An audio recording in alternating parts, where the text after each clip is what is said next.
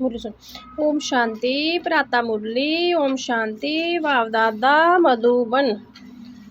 मीठे बच्चे, ये क़यामत का समय है। रावण ने सबको कब्र दाखिल कर दिया है। बाबा आए हैं अमृत बरसा कर साथ ले जाने। शिव प्रश्न है, शिव बाबा को बोला भंडारी भी कहा जाता है, क्यों? उत्तर है, क्योंकि शिव बोले नाथ जब आते हैं तो गणिकाएं अहिलाएं कुब्जाएं को भी कल्याण कर उन्हें विश्व का मालिक बना देते हैं। आते भी देखो पतिती दुनिया, पतिती शरीर में है तो बोला हुआ ना बोले बाप का डायरेक्शन है। मीठे बच्चे अब अमृत पियो, विकार रूपी विष को छोड़ दो। गीत है दूर देश का रहने वाला। ओम शांति। रूहानी बच्चों ने गीत सुना, अर्थात रूहों ने शरीर के कान कमेंद्रियों द्वारा गीत सुना। दूर देश के मुसाफिर आते हैं, तुम भी मुसाफिर हो ना। जो भी मनुष्य आत्माएं है वह सब मुसाफिर है। आत्माओं का कोई भी घर नहीं है। आत्मा है निराकार। निराकार दुनिया में रहने वाली निराकारी आत्माएं हैं, उसको कहा जाता है निराकारी आत्माओं। निराकारी आत्माओं का घर, देश व लोक, इनको जीव आत्माओं को देश कहा जाता है। वह है आत्माओं का देश। फिर आत्मा जहाँ आकर शरीर में जब प्रवेश करती है तो निराकार से साकार बन जाती है। ऐसा नहीं कि आत्मा का कोई रूप नहीं है, रूप भी जरूर है, नाम भी है। इतनी छोटी आत्मा कितना पाठ बजाती है इस शरीर द्वारा।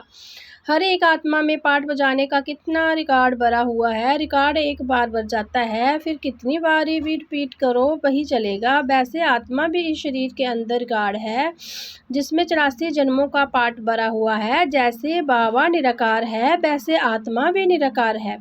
कहाँ कहाँ शास्त्रों में लिख दिया है वह नाम रूप से न्यारा है, परंतु नाम रूप से न्यारी कोई वस्तु होती नहीं। आकाश भी पोलार है, नाम तो है नहीं आकाश। बिगर नाम कोई चीज़ होती नहीं। मनुष्य कहते हैं परम पिता परमात्मा। अब दूर देश से तो सब आत्माएं रहती है। जो साकार देश है इसमें भी दो का राज्य चलता है, राम राज्य और रावण राज्य। आधा कल्प है राम राज्य, आधा कल्प है रावण राज्य। बाबा कभी बच्चों के लिए दुख का राज्य थोड़े ही बनाएंगे। कहते हैं ईश्वर ही सुख दुख देते हैं। बाबा समझाते हैं मैं कभी बच्चों को दुख नहीं देता हूँ, मेरा नाम ही है दुख हरता सुख करता। जो मनुष्यों की भूल है, ईश्वर कभी दुख नहीं देगा। इस समय है ही दुख दाम। आधा कल्प रावण राज्य में दुख ही दुख मिलता है, सुख की रति नहीं। सुख दाम में फिर दुख होता ही नहीं। बाप स्वर्ग की रचना रचते हैं। अभी तुम हो संगम पर, इनको नई दुनिया तो कोई भी नहीं कहेंगे। नई दुनिया का नाम है ही सतयुग, वही फिर पुरानी होती है तो उनको कलयुग कहा जाता है। नई चीज़ अच्छी और पुरानी चीज़ खराब दिखाई देती है तो पुरानी चीज़ को खलास किया जाता है। मनुष्य विष को ही सुख समझते हैं, गाया भी जाता है अमृत छोड़ विष खाए को खाए। फिर कहते तेरे बाने सबका भला, आप जो आकर करेंगे उससे भला ही होगा, नहीं तो रावण राज्य में मनुष्य बुरा काम ही करेगा।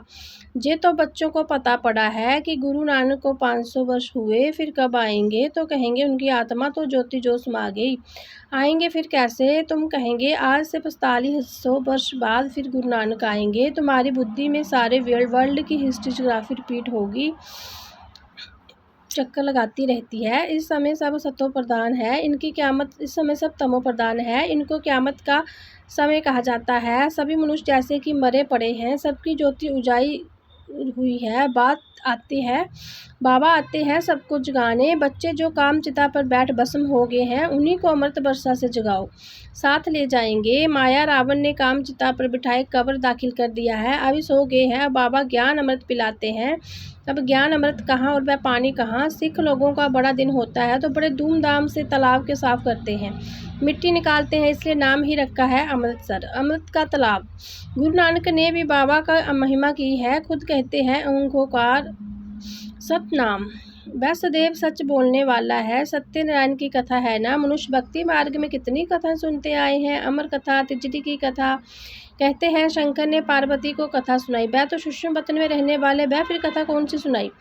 ये सब बातें बाबा बैठ समझाते हैं कि वास्तव में तुमको अमर कथा सुनाए अमर लोक में ले जाने मैं आया हूँ। मृत्यु लोक से अमर लोक में ले जाता हूँ। बाकी सूक्ष्म वतन में पार्वती ने क्या दोष किया जो उनको अमर कथा सुनाएंगे। शास्त्रों में तो अनेक कथाएं लिख दी है, सत्यनारायण की सच्ची कथा तो है नहीं। तुमको कितनी सत्यनारायण की कथाएं सुननी होगी, फिर सत्यनारायण कोई बनते हैं क्या, और भी गिरते जाते हैं।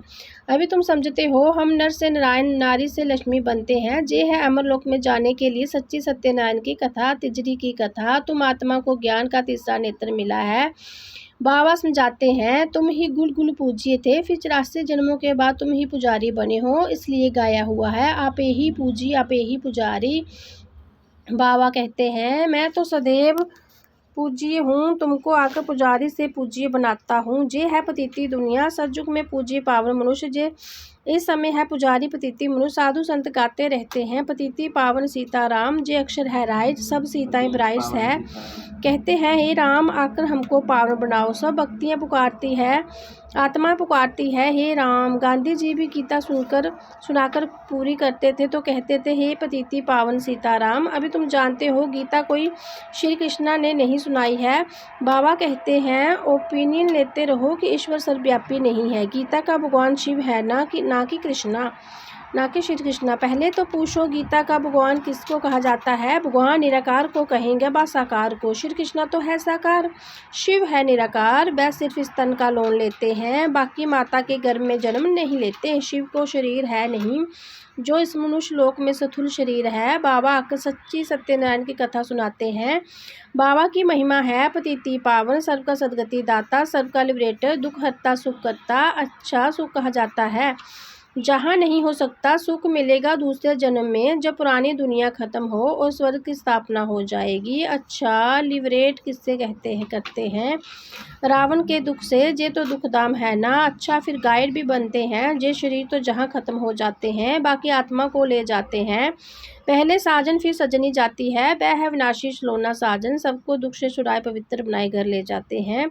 शादी कर जब आते हैं तो पहले कहते हैं पति पिछाड़ी में ब्राइड पत्नी रहती है, फिर बारात होती है। अब तुम्हारी माला भी ऐसी है, ऊपर में शिव बाबा फूल, उसमें नमस्कार करेंगे, फिर जुगल दाना ब्रह्मा सरस्वती, फिर हो तुम जो बाबा को मददगार बनते हो।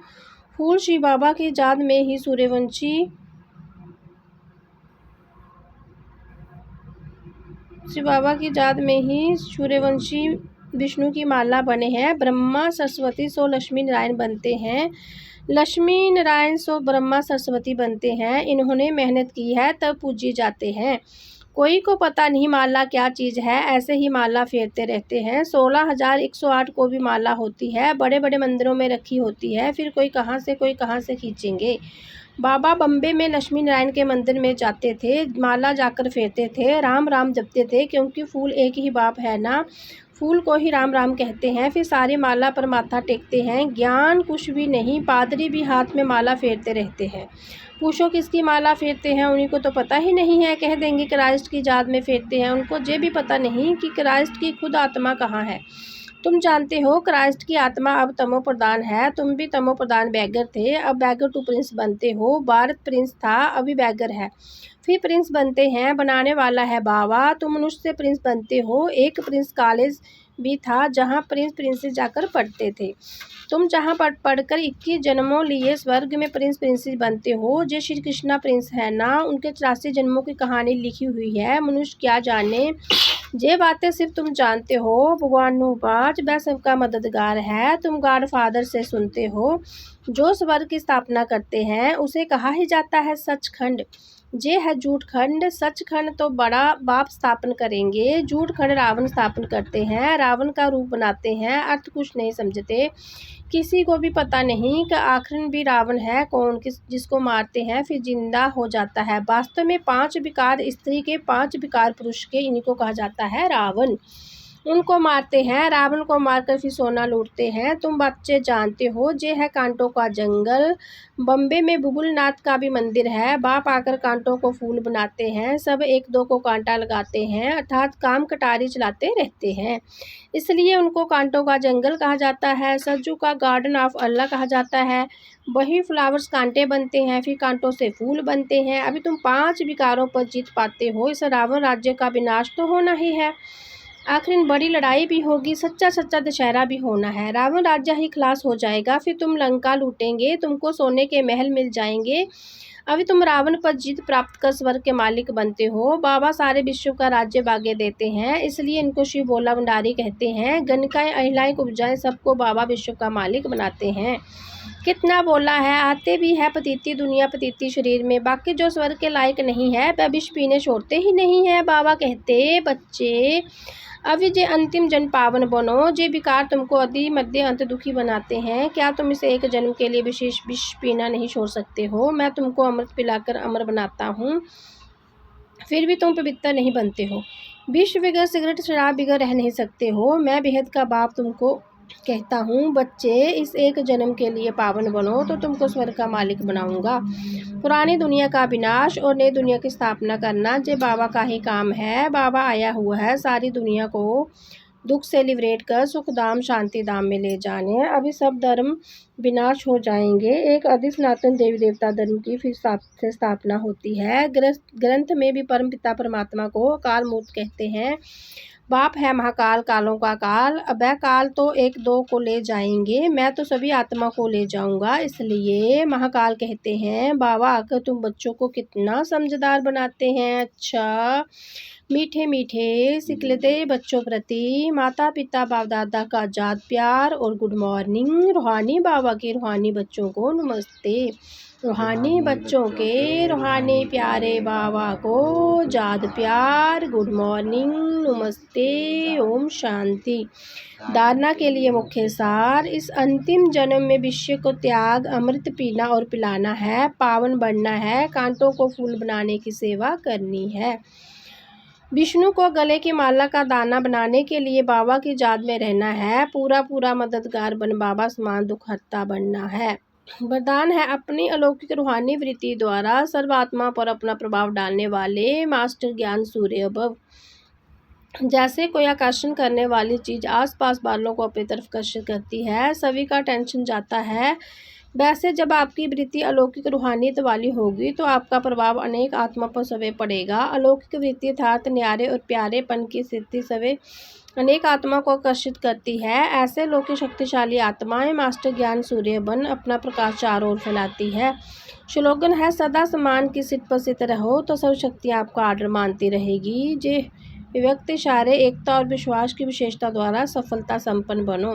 ज्ञानी बनने के साथ साथ स्नेही बनो। सबकी सेवा विश्व सेवा का आधार है। सेवा में सिर्फ दो शब्द याद रखना, एक निमित्त हूँ, दूसरा निर्माण बनना ही है। इससे एकता का वातावरण बनेगा, एक दो के सहयोगी बनेंगे, तेरे मेरे की मान शान की टकराव की भावना समाप्त हो जाएगी। ओम शांति। ओम शांति।